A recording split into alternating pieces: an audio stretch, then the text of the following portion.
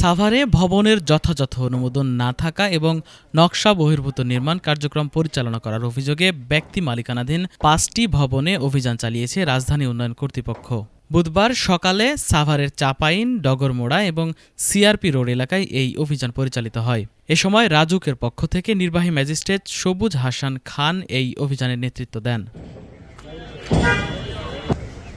অভিযান থেকে জানানো হয়, ভবন মালিকগণ রাজুকের আওতাধীন এলাকায় অনুমোদন ব্যতীত ভবন নির্মাণ কাজ পরিচালনা করছেন।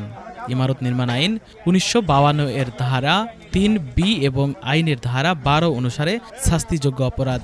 তাই আজ বর্ধিত অংশ ভেঙে দেওয়া, বিদ্যুৎ সংযোগ বিচ্ছিন্ন সহ তাদেরকে সতর্ক করা হয়েছে। ভবিষ্যতে এ ধারা অব্যাহত থাকবে বলেও জানিয়েছেন রাজুক কর্তৃপক্ষ।